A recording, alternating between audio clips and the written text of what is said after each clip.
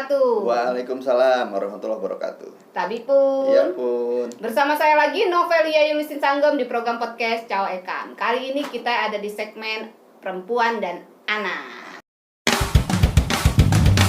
Hadir di studio kita nih seorang abang yang ganteng. Nah, itu kata yang lain ya. Ini bener kok. Ini nggak bohong kok. Ya, beliau bernama Tony Fischer. Ya, ketua provinsi ya bang ya. Ketua provinsi LPHPA, Lembaga Pemerhati Hak Perempuan dan Anak. Apa kabar bang? Alhamdulillah. Sehat. Alhamdulillah ya, sehat ya. Jauh nggak perjalanan ke sini? Kira-kira 8 jam. 8 jam ya, iya. Dari Pemiling sampai sini. Oh, jauh benar memang. Ini tamu jauh, guys. Untuk menghadirkan beliau ke sini itu butuh waktu yang lama. Wah. Soalnya tugasnya sampai Riau ya kayaknya. Sampai kemarin Kepri ya. Kapan tuh, hari apa itu? Ya nanti bentar lagi. Bentar lagi ya. Nah, kayaknya saya mau diajak. Bang, LPHPA ini. Dia ininya di mana, Bang? Apanya nih? Posisi wilayahnya. Ya kalau sudah secara nasional, izinnya ya alhamdulillah sih ke antar provinsi sudah. Masih lebih banyak di Sumsel sekarang. Tapi kalau maksudnya lebih banyak di Sumsel itu gimana? Karena kebetulan banyak ngajak Mas, kerjasama di sana. Oh gitu. Karena sifatnya kan gini, kita mendampingi pemerintah daerah atau apapun, baik itu dunia usaha atau lembaga pendidikan, bagaimana membuka wawasan mereka tentang model-model pemenuhan hak anak dan perempuan. Jadi kalau sudah pemenuhan hak anak dan perempuan, pasti kan di dalamnya ada perlindungan. Iya. Nah, makanya kita fokusnya apa sih model-modelnya sehingga sampai nanti ke tahap perlindungannya seperti apa. Kalau haknya sudah dipenuhi, perlindungannya seperti apa. Artinya ketika sudah menjadi hak itu pasti semuanya mencakup ya. Mencakup semua ya. Mencakup semua. Contoh gini, hak kita di dunia kesehatan.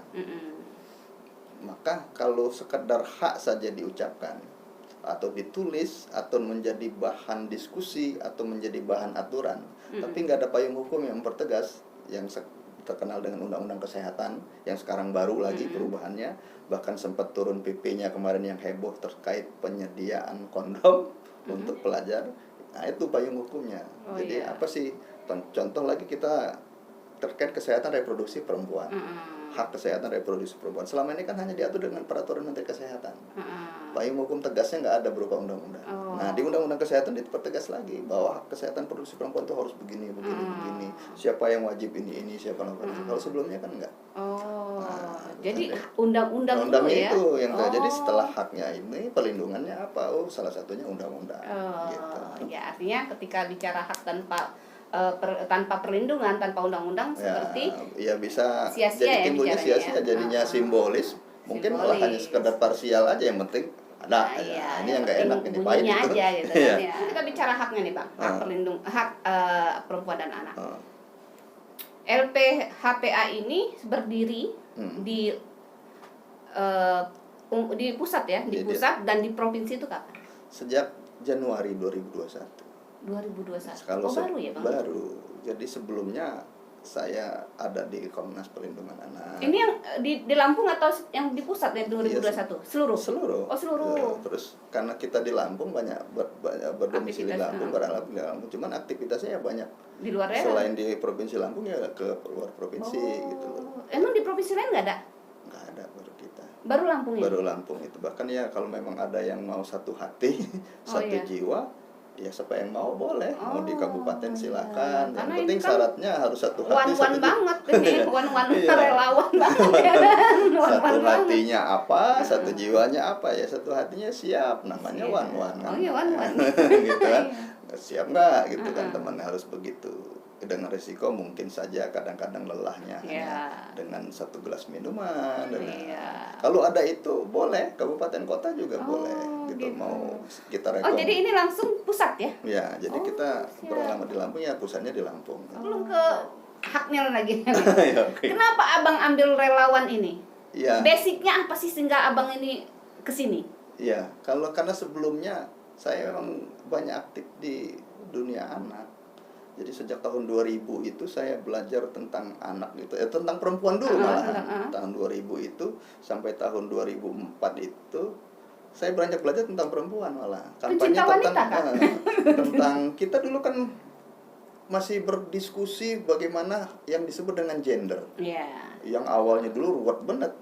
Gendernya secara agama kayak mana, agama Islam dan agama lainnya, gender secara Katolik seperti apa. Saya dulu aktivis perempuan. Dulu saya gabung dengan Solidaritas Perempuan Lampung, sisi siapa sekarang ini lupa saya namanya, Irma dan teman-teman itu. Dulu saya di situ. Dulu, terus pernah dididik juga di Damar, sebelum ada pecah ada lada, dengan saya dulu di Damar pernah. Terus di tingkat pusat banyak aktif dengan kayak lembaga dari Belanda, Novib, terus saya belajar tentang HIV/AIDS dengan ODA dan sebagainya. Sempat juga jadi di PKBI gitu. Jadi sebelumnya saya ini aktivis perempuan. Kenapa perempuan, Bang? Karena cinta wanita kah ini? Ketemunya dulu pengen beraktivitas sosial itu ketemu langsung di dunia perempuan, gitu. Jadi ada almarhum Sony Slenger dulu itu yang ngajak narik gitu. Terus ayo lu belajar lah gini. Nah, saya diajak belajar ke Sumatera Barat, ke Sumsel, sampai ke Makassar tentang bagaimana sih menggaungkan gender kesetaraan. Yang sekarang kan enak nih, kalau udah ngomong gender itu sekarang Indonesia udah ada perpres segala macam bahwa gender di Indonesia itu intinya KKG. Keadilan dan kesetaraan gender. Jadi keadilan dan kesetaraan. Kalau dulu kan kita masih belum ada panduan tegas itu. Maka istilah memaknai gender aja dulu banyak yang nolak. Kami laki-laki nolak. Nggak kepengen kamu orang punya pakai sepatu. Karena khawatir kalau perempuan bisa pakai sepatu nginjak pala. Nanti. Kan? Harga diri kami laki-laki itu. Dulu kan gitu. Terus sehingga akhirnya banyak sekali mengistilahkan gender itu. Nah, terus terakhir saya 2024 ikut bergabung dengan teman-teman segala macam waktu itu secara nasional. Ada buku terbitlah Perempuan Pilih Perempuan. Yang dulu Najubillah bin Jalik ya mungkin sampai sekarang juga masih banyak yang hal-hal yang mungkin orang-orang yang nggak suka atau bahwa ada yang mengharamkan perempuan itu jadi pemimpin. Masih lah itu. Gitu kan. Ya dalam perjalanan kan alhamdulillah sih sekarang di struktur pemerintahan aja sudah perempuan boleh jadi camat, jadi DPR dengan Undang-Undang 23 2014 tentang pemerintahan. Udah semakin gitu loh. Apakah Nobel. Nah, terus dalam itunya barulah di tahun 2008, 2009, 10, 11 itu saya ketemu dengan almarhum Opung Aris. Diawali dari almarhum Budiono. Nih. Ketua LPA-nya LPA-nya di Provinsi Lampung ini. Saya dididik sama beliau. Ayo bantu aku dong, kata almarhum. Kamu ngurusin anak terus ya. Ayo bantu aku ngurusin. Kamu ngurusin perempuan terus, bantu aku ngurusin anak. Nah, mulai saya belajar apa sih anak itu. Tentang ini. Oh, ternyata hak untuk mendapatkan hak bermain, hak partisipasi, hak nama, identitas dan segala macam. Termasuk pelindungan hukum bagi anak yang menjadi pelaku atau korban. Di masa-masa itu Undang-Undang Pelindungan Anak baru terbit. Nomor 22 tahun 2002. Nomor 23 tahun 2002. Belum ada turunan-turunannya. Masih serba salah, Mbak Nobel. Ketika kita menangani atau mendampingi anak yang berhadapan dengan hukum yang menjadi pelaku. Wah, ruwet. Kenapa di situ ada kalimat atau kata-kata anak bisa didiversi. Dikembalikan ke orang tuanya dengan kesepakatan antara keluarga pelaku, keluarga korban dan penegak hukum atau tokoh-tokoh masyarakat. Dulu belum ada. Yang sekarang restoratif justice itu ya. Yang sekarang jadi inisiasinya restoratif justice, tapi sebelumnya itu kan sudah dasar restoratif justice kan kalau untuk anak. Itu kan karena terbitnya Undang-Undang Sistem Peradilan Pidana Anak nomor 11 tahun 2012. Sebelum ada itu, kita mau mendiversi anak saja di tingkat Polresta atau di Polda pada masa itu belum semua penyidik tahu. Kenapa? Hanya dulu diturunkan dengan yang namanya MOU atau kesepakatan bersama saja antara beberapa menteri waktu itu. Bayangkan kalau kita harus mendiversi anak ke tingkatan ke Polres di daerah. Sejauh mana polisi tahu? Iya kan? Bahkan unit PPA aja dulu nggak semua dulu belum punya. Dan masa-masa kami sulit waktu itu, Pak. Akhirnya ya mengeluarkan itu lagi segala macam wah prosesnya panjang. Kenapa? Karena yang saya bilang kembali tadi dari awal, karena nggak ada payung hukum yang tegas. Kan ini cuma kesepakatan kata masih kesepakatan awal dulu, 2002. Di bawah masih sebelum terbitnya SPPA 1112 itu kan tahun 2012. Berarti di bawah tahun 2012 itu masih ruwet. Masih ruwet. Gitu. Udah. Oh Bang, Oh ada, kata saya gitu ya. Nomor 3 tahun 1997 ada Undang-Undang Sistem Peradilan nomor 3 tahun 1997. Itu nggak bisa jadi tolak ukur juga. Semua APH juga nggak mau pakai itu. Kenapa? Karena batasan usianya masih rancu. Kan kalau di Undang-Undang Perlindungan Anak 23 tahun 2002 itu, bahwa anak itu adalah seseorang yang berusia 18 tahun. Termasuk yang masih dalam kandungan. Tapi di SPP yang lama itu nomor 397 itu 21 tahun. Oh iya. Nah, makanya nggak, terus sistem proses untuk diversinya di situ juga masih nggak jelas.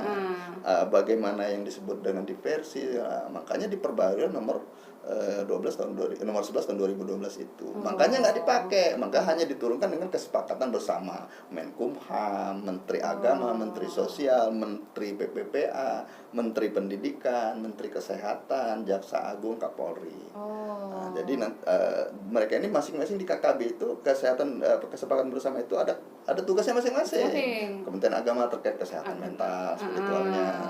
Kementerian Kesehatan terkait hak kesehatannya, termasuk masalah visum paling berat waktu itu. Ini kan tanggung jawab di kesehatan. Yang sampai sekarang katanya sih gratis. Katanya. Tapi kan saya berapa kali sudah dalam 1 tahun ini, hampir berapa bulan ini nanganin, ada 2-3 kasus yang saya tangani, kasus anak ini berbayar semua ini gitu. Itu kalau mau cepet. Enggak ya emang. Ya mungkin aja. Ya siapa tahu kan. Ya, Ini kan gratis, kalau mau cepet ya beda gitu. kan gitu enggak? Ya kayaknya karena enggak ke situ kayaknya. Ya. Jadi ini gini, bukan kayaknya enggak, karena kalau masa itunya, tapi mungkin juga kayak situ juga ya. Tapi kayaknya sih kalau visum itu kan waktunya sama, mau bayar mau enggak lu kayaknya sama waktunya, misalnya gitu ya. Tapi nggak mungkin juga ke situ, bisa jadilah gitu ya. Kita nggak nutup lah. Tapi karena ini jelas gratis. Iya kan, gratis, tapi kayak mana masyarakat mau tahu itu gratis? Karena anggaran itu di kepolisian nggak ada. Nggak ada di kepolisian, Nggak di kesehatan.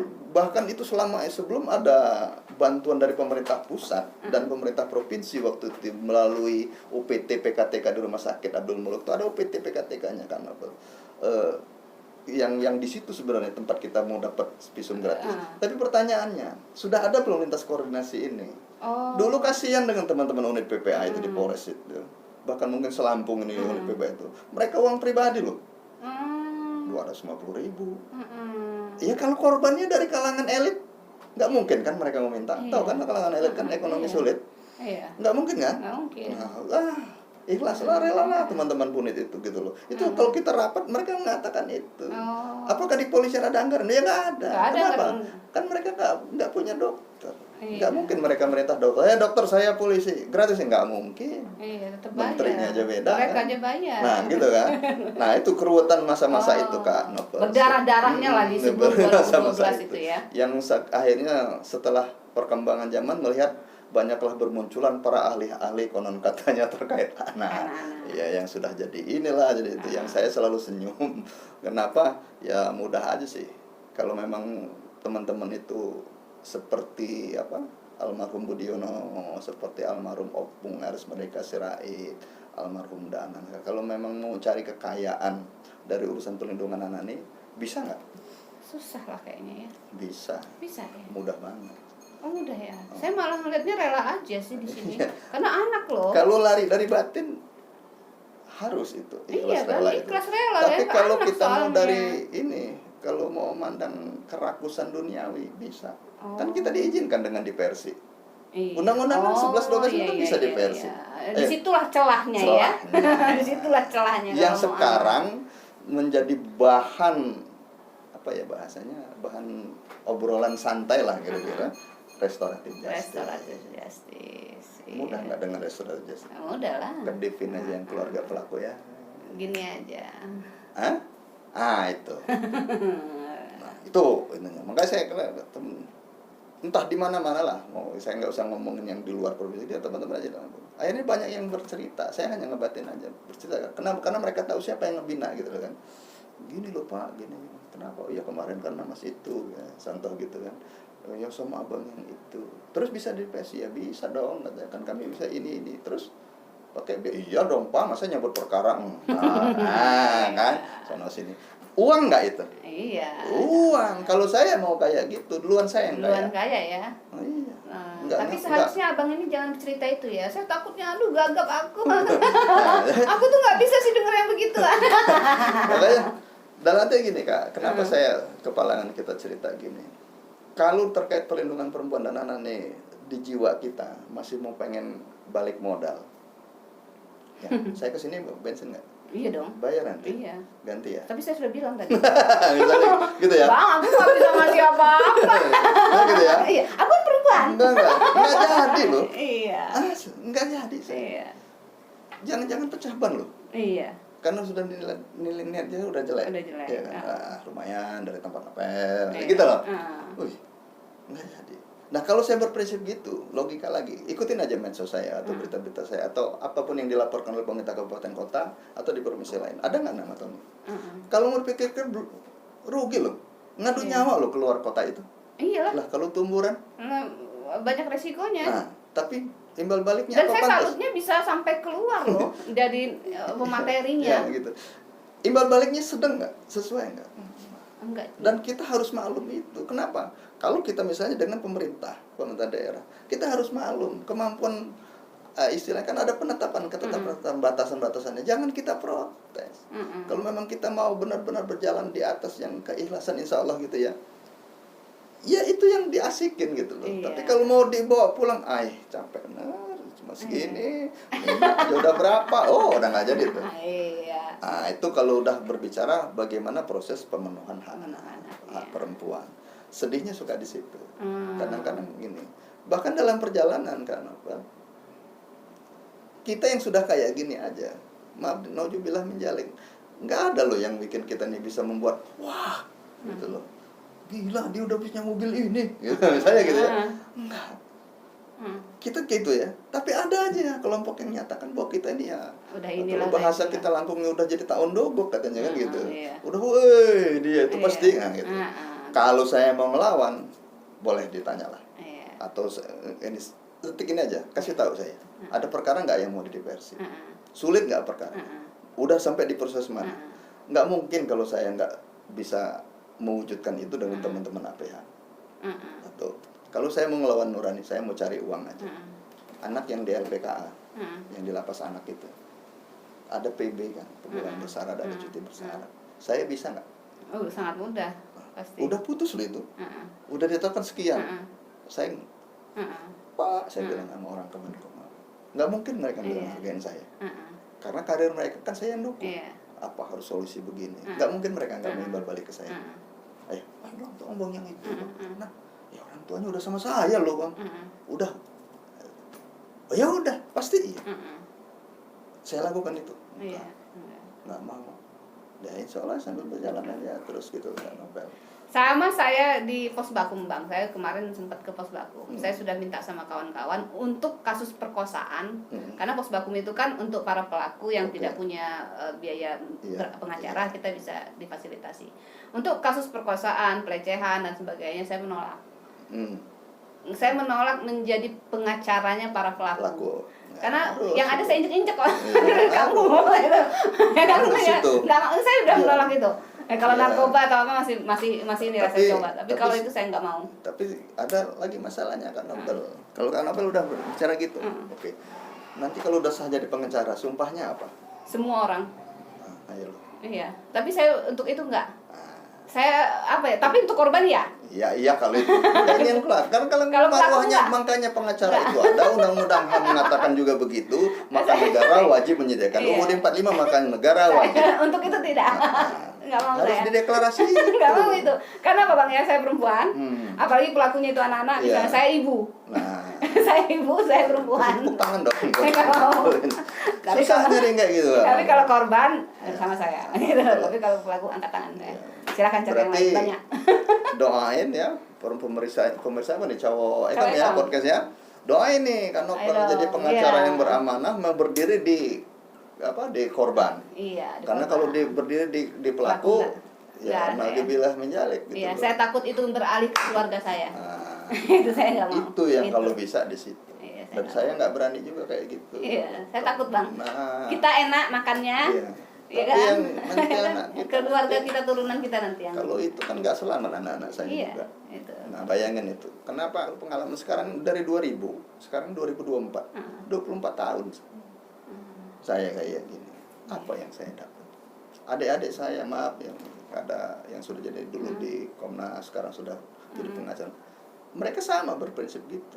Kecuali kalau secara profesional, iya bang, kalau enggak lah gua kata.